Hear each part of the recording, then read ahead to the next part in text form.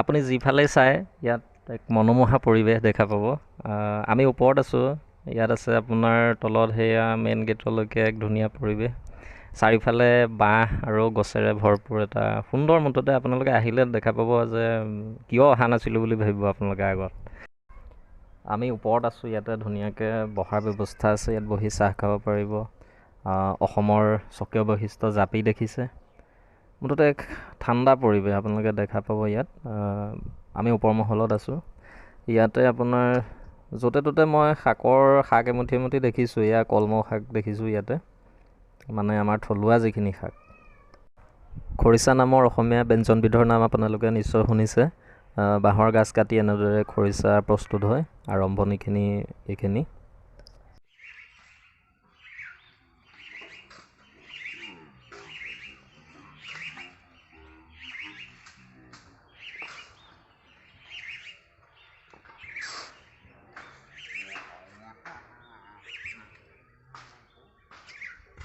যিখিনি নদী সেইখিনিৰ নামেৰে ইয়াত মানে একোটা ঘৰ ইয়াতে মানে দেখুওৱা হৈছে। এইটোৰ নাম ধৰক পিছলা, হেৰিখন দেখুৱাই দিয়া, নাম ফলকখন দেখুৱাই দিয়া। পিছলা নদীৰ নামেৰে এইটো ঘৰ দেখুওৱা হৈছে। চাৰিওফালে নাৰ্জী ফুল, কিবা ফুলেৰে মানে ভৰ্তি, ধুনীয়া লাগিছে। ইয়াত আপুনি গছৰ মুখাত বহি পেলাই গছৰ মুখাত বনোৱা টেবুলত আপুনি চাহ থৈ খাব পাৰিব। ইফালে আপোনাৰ ভিতৰটো মই দেখা নাই, চাব লাগিব। পিছলা নদীৰ নামেৰে নামকৰণ।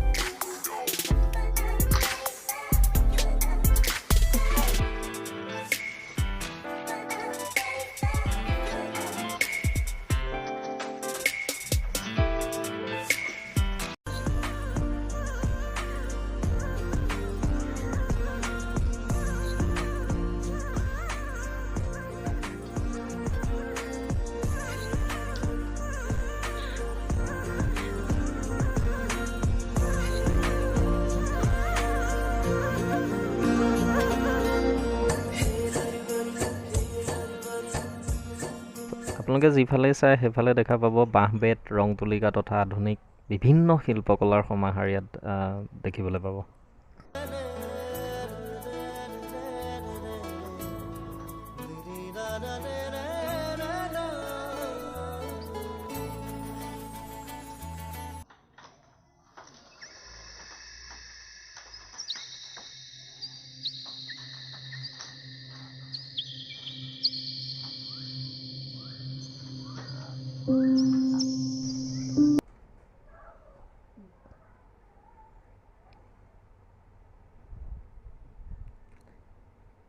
ধলপুৰত যদি কেতিয়াবা থাকিবলগীয়া হয় ৰাতি, তেতিয়াহ'লে আপোনালোকে ইয়াত আহিব। ভাল হোটেল এখনৰ ৰুমৰ যেনেদৰে ব্যৱস্থা, তেনেকুৱা ব্যৱস্থাৰে ইয়াত ভৰপূৰ আছে। এটাচ লেট্ৰিন বাথৰুম আছে, ধুনীয়া ধুনীয়া আপোনাৰ চফা কাপোৰেৰে পৰিবেষ্টিত এটা ৰুম আছে। বিচনা চাদৰ ধুনীয়া হেৰিৰে আছে। ৰ'ব, বেৰত যে দেখিলে সিংহটো, এইটো সিংহ আঁকিহে থৈছে, এইটো আকৌ সঁচা সিংহ বুলি আপোনালোকে নাভাবিব। মুঠতে ইয়াত আপুনি শিল্পকলাৰ এক সমাহাৰ দেখিবলৈ পাব। আপোনাৰ এক সুন্দৰ মানে আপুনি এক্সপিৰিয়েঞ্চ লৈ ঘূৰি যাব পাৰিব। আপোনালোকে চাই লওক। ইয়াৰ পাছতে আমি ওলোমা দলং ইয়াতে আছে, বেলেগ দূৰলৈ যাবলৈ দৰকাৰ নাই, তাত যাওঁ।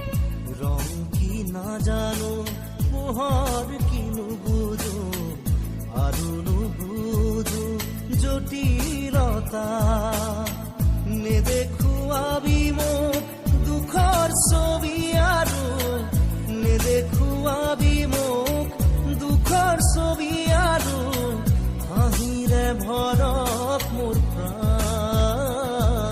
আহক আমি এতিয়া ওলোমা দলঙেদি গৈ সিপাৰলৈ যাওঁ। সিপাৰলৈ যাওঁ মানে আপোনালোকে যদি ভিডিঅ'টো চাই ভাল পাইছে, লাইক কৰিব, শ্বেয়াৰ কৰিব আৰু ছাবস্ক্ৰাইব কৰিব। এতিয়া বাঁহেৰে নিৰ্মিত ভোৰ আছে, আমি ভোৰত এপাক উঠি যাওঁ আৰু ন।